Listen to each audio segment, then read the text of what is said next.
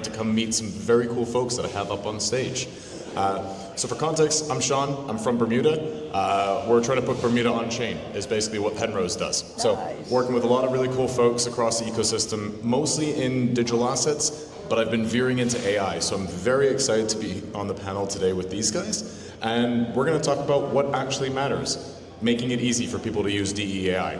So we've heard from Tim, but I might be run down the stage just a quick second and give everyone just a 30-second overview of who you are and what you're up to here while we start jumping in. 30-second, okay. Hi everybody, I'm Trevor from Render. Render is a decentralized network of idle consumer GPUs that are used to render content on the biggest stages. So think Hollywood, large concerts, external displays like the Sphere, and even NASA. And today we do jobs at a massive scale. We do about 1.5 million frames a month on the network at a fraction of the time and cost that folks can do them centrally or even on their own, making it possible to do. And we're bringing that power now to AI. Hi everyone, I'm Eric Forst, co-founder and CEO of Bloxy. Bloxy is like Shopify meets Etherscan. It's a way to help creators and artists easily spin up sales portals with an abstracted wallet called Paypangea that makes a wallet your grandma can use. So we give you the way to sell your assets, and then we give you a dashboard to track your assets, get notifications and alerts for changes in your ecosystem. And this is all a no-code platform. It's only $50 a month to start using it. Super easy. So we're just trying to make Web3 accessible to all. Hello, I work for a project called ORT. It's a decentralized infrastructure for data economy. So we have a data hub which collects and labeling the AI data, and also we have storage, a decentralized storage to store the data for AI, and also we have compute which help to pre-process the data. So you can think this is like if you think like data is oil, you can think we have the oil tank and also oil refinery. But with this infra, we also it's like an open platform so that we connect to different projects, so that can help us to build a data economy. For example, the GPU provider to help us to process the data, and there's some restaking platform to help us to be like a work as a validator for our data and models. So it's overall like an open platform for AI data economy. Very cool. Thank you very much, gents. So look, I think we've heard a lot about models, heard about compute, about networks, and an awful lot of great innovations. Thank you, Tim, for teeing up this panel excellently. But really, one of the things is that at the end of the day, that doesn't matter if no one's using the product. And so one big thing that we've noticed is obviously is that using many of these things feels like you're walking into a dev's sandbox nightmare. What's the issue? Why is it so hard for us to use decentralized AI products today? I'm just going to be evil right off the bat and say it's also hard to use centralized AI products right now. I mean, so I had my kids, and they gave. By the way, this is how my startup went. Kind of a crazy thing. Dad, we love all this AI brain rot video. How do we make it? And I was like, well, you go to this thing over here and you type in this long prompt and you try it a couple of times. Good luck with that. And my kids were like, we don't want to type. Can you just make us a thing to click on it? And I was like, oh, I'm gonna be so rich. Oh my God. So yeah, like literally it's how do we take things that are currently dev sandboxes and take away user friction? And user friction's all over the place, right? Like literally if you're writing a prompt for your interface and that's your product, you probably did something wrong 3 steps ago. That's my opinion. Yeah, I mean, for me, you're selling infrastructure, and selling infrastructure is a complicated sale. It's selling it to an engineer. And where you're ready to push it is selling services on top of that infrastructure. So what we do at Render is we actually abstract it. You as an artist come to the Render network and you don't even know you're dealing with an AI or a decentralized crypto project. You really come to get work done more efficiently. And that's my ethos there. I think Deepin as a whole is a great on-ramp into actually having users and having use cases that make sense instead of coming at it from a technology-first consideration. So, like I said, we have a wallet called PayPangea that your grandma can use just with a Google authentication and a 6-digit PIN. But you have to get the 99% of the world that isn't in Web3 to come over, and they have to have a front end, have to have a UI interface that looks exactly like what they're used to using everywhere else on the internet. All of the blockchain, all of that stuff has to be abstracted in the background. So that's what we've done at Bloxy. You don't have to have a developer, you don't have to work with APIs to set up our dashboard. It's completely no code. And as the agentic economy evolves and there's more and more agentic commerce, our roadmap is to basically turn our service into an agent so that anyone can have analytics and shopping services that have Web3 Rails and Web2 Rails built into it all in one place. So that's what we're doing. It can make stuff really easy. So first of all, I don't think DEAI has a bad user experience. So actually, when we're talking about generally, if you use like your iPhone to take a picture, and the picture did a lot of like editing automatically, that's DEAI as well, because all the computing is happened in your iPhone, right? That's DEAI. So, but the problem is right now we are trying to push something which the DEAI cannot do, which the infrastructure is not ready yet. Right? So the motivation for building DEAI is mainly for a lot of challenging things like a trustworthy of the AI model, the transparency of the user behavior, and also the non-bias of the AI training data. Right?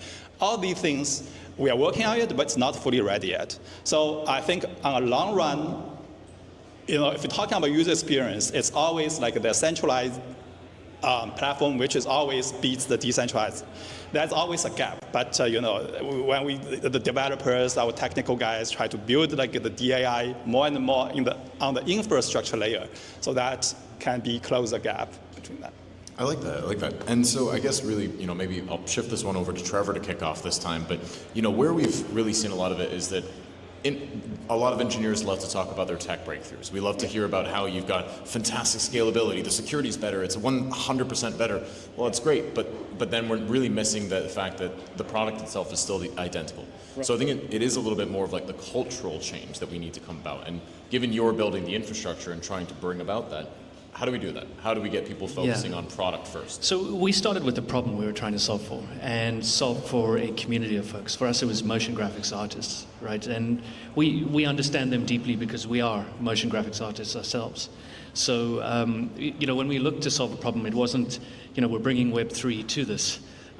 It was, what are the best ways to solve this? And Web3 happened to be the right use case for a lot of what we were trying to solve. And in fact, uniquely positioned to deliver a lot of it. So I Finally, really, a solution looking for a problem rather than the other way around. I really value it that way around, which is listen to users, grow, build on the back of something users love and want to use, as opposed to we have decentralized AI. What do we do with it? Yeah. If I could just add to that, 100%. Like, you have to do the product market fit research. You can't just build product because you think it's a great idea. You have to validate the idea. So luckily, my co-founder is an artist, a painter, and he was really struggling with NFTs and how to build his community and how to sell them and how to track them. So when we launched our first dashboard, we didn't just take what Josh needed, although we thought we had a really good fit based on his pain points. We went to as many NFT agencies as we could find, NFT artists as we could find. As soon as we had pencil drawings of what our UX would look like, we were getting feedback on that. And every step of the way, just getting as much feedback before you actually launch the product and ask people to pay money for it to make sure that it's what people want. Unfortunately, the NFT market wiped out in 2023, so we had great product market fit, spent 6 months building it, and then that market is gone.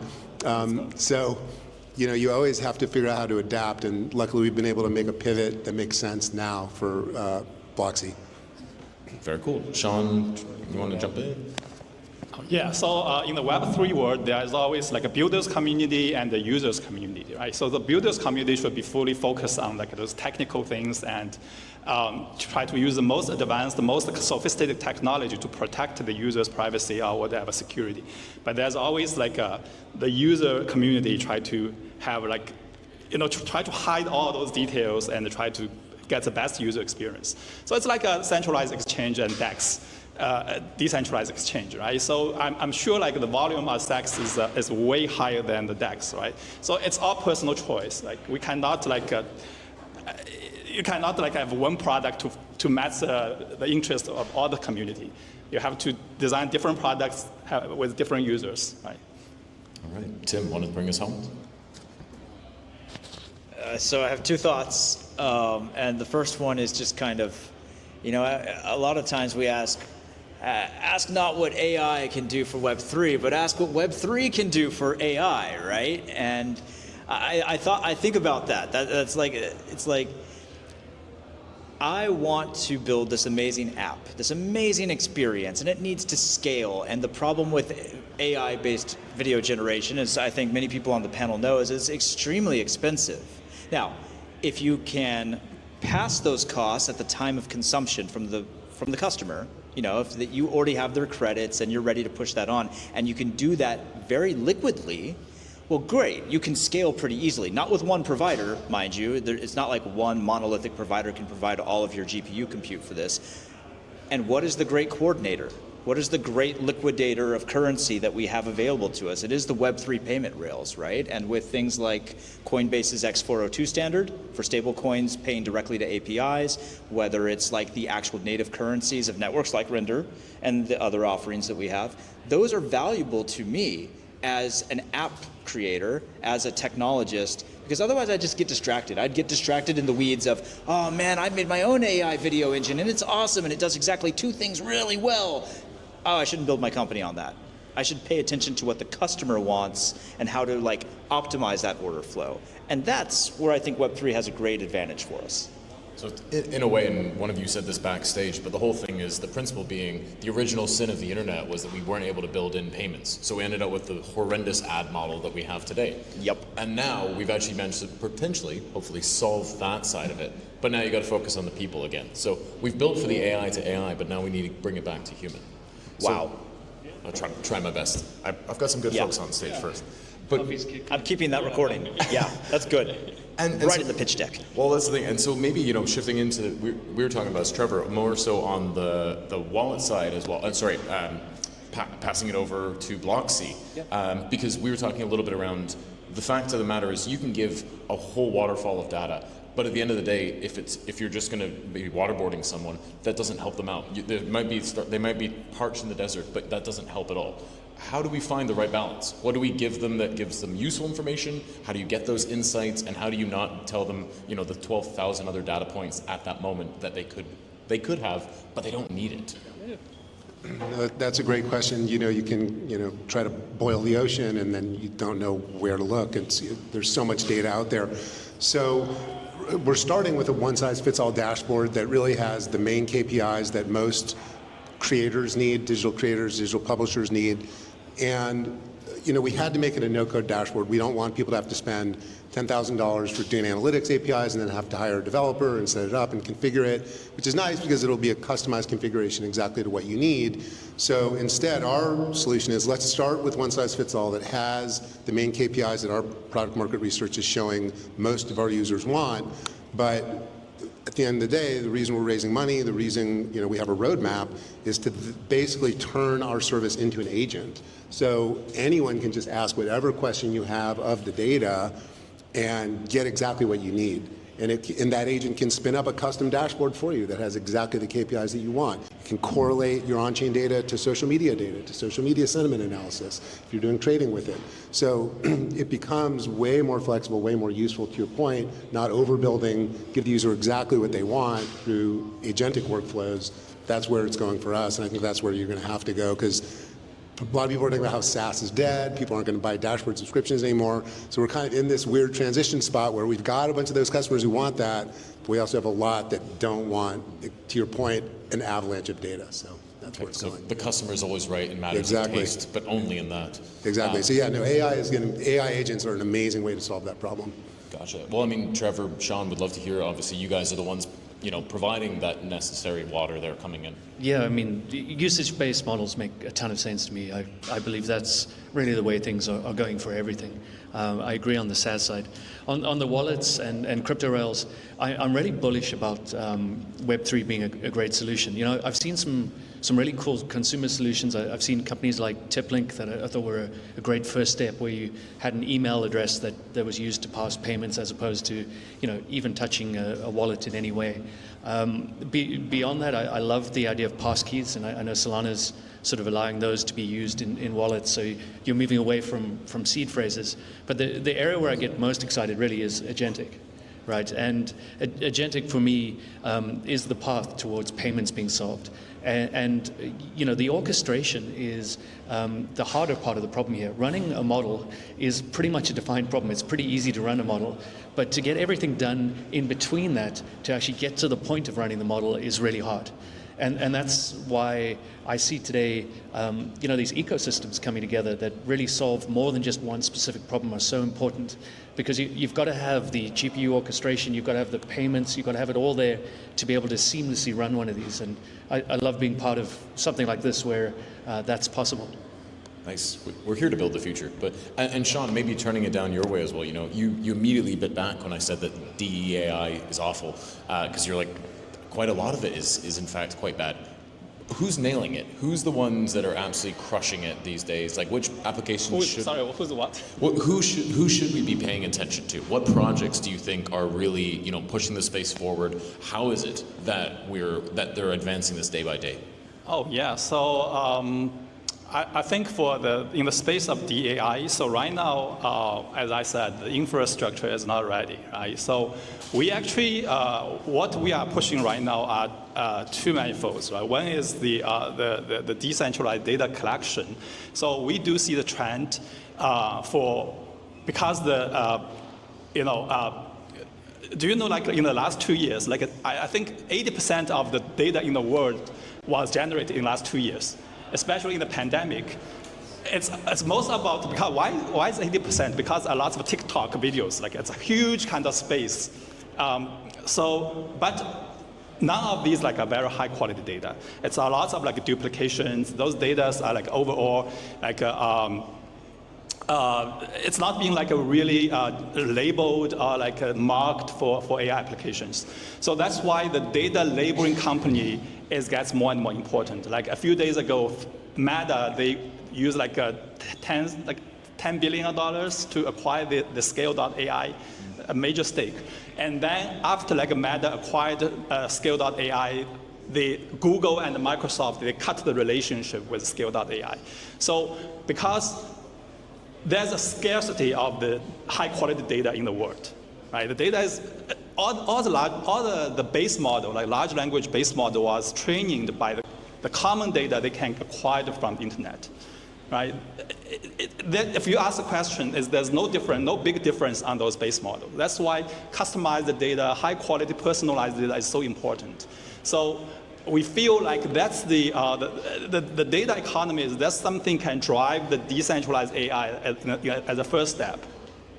The second thing, the trend we are seeing is the AI decentralized like a verification for the AI models and AI data. So you can see like a decentralized version of Hugging Face. If anybody knows Hugging Face, it's a website which has people can contribute models on this website, and people give the ratings of these models.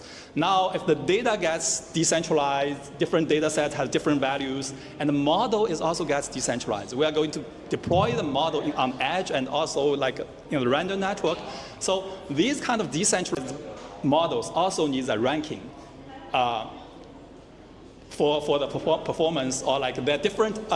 For the decentralized AI, there's another different metric compared to centralized, right? For centralized, we usually deal with how many number of tokens you can generate in 1 second, right? But for decentralized models, we have different metrics, especially like a safety and security of the data is biased. So the second, I would say, the second trend to drive this is the ranking and of the modeling and the value of the decentralized data. That can be helpful to drive the whole DAI industry. All right. Yeah, go ahead. You had something? I'll try to keep it really short. I know we have less time. There's two practical examples I can think of right now. One, Morpheus.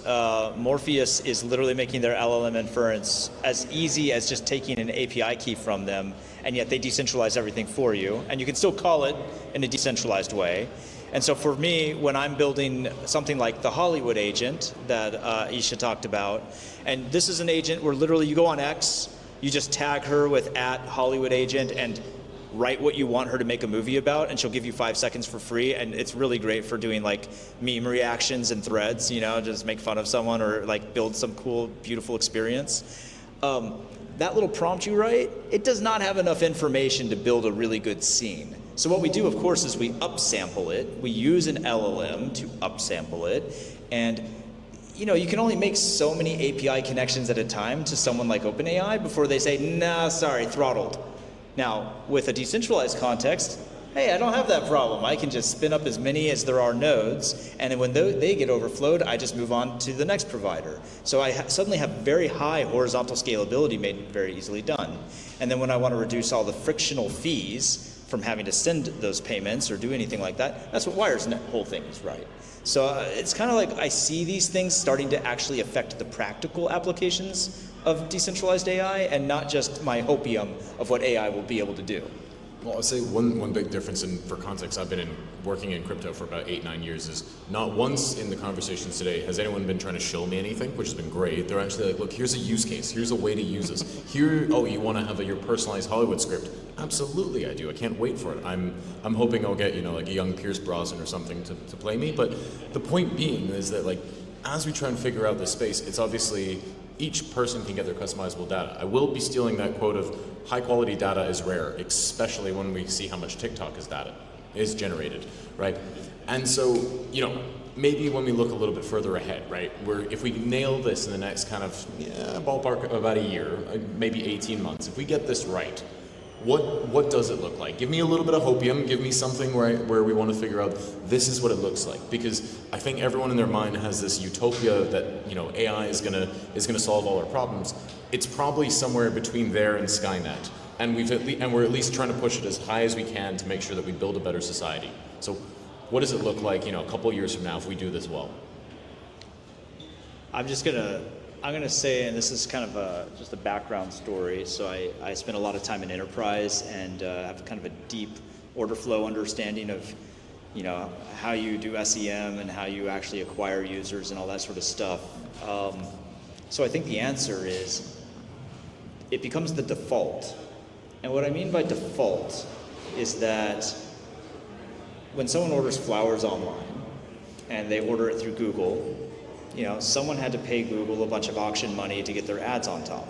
Now, ask any floral order gathering retailer and they'll tell you, actually, we advertise most on Bing. And everyone in this room is like, what? I'm sorry, Bing? And it's like, no, because it's the default on most operating systems for the age group that orders flowers the most.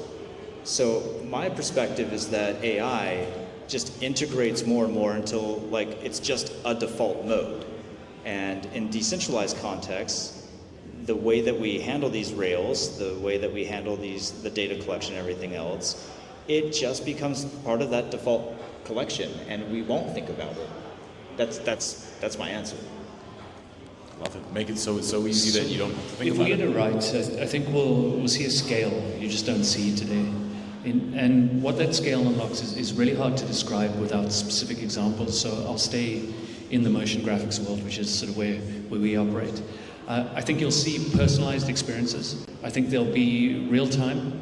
I think there'll be 3D.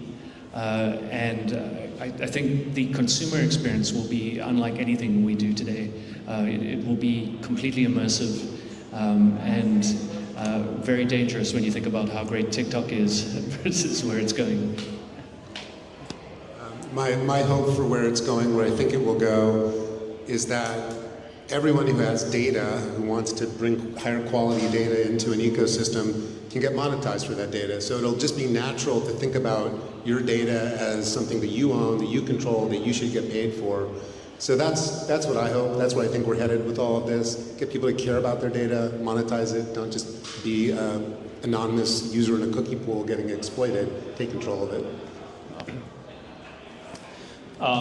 So my vision is, the technology in DEAI, we are going to get advanced more and more, but there's going to be like an aha moment, the application of DEAI get boost. So it's like a Bitcoin. So Bitcoin technology actually exists like 20 or 30 years ago, even like 40 years ago. These are computer cryptocurrency like ideas. But the Bitcoin thrived in 2009 because this subprime crisis happens. Like people don't trust the banker anymore, right? So same thing happens. Right now, everybody is using the centralized AI, use ChatGPT. They feel like very good. And there's no intention for them to change to a service of DEAI. So we are like the first movers on DEAI.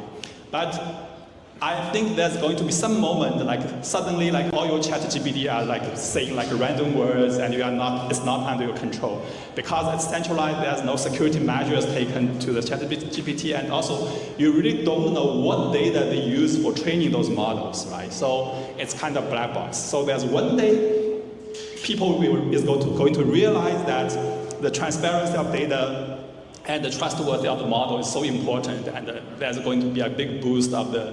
I'm very confident on that. I love it. I love some good hopium to wrap us up there. So, gentlemen, thank you so much, Tim and Trevor, Eric and Sean. Really appreciate it.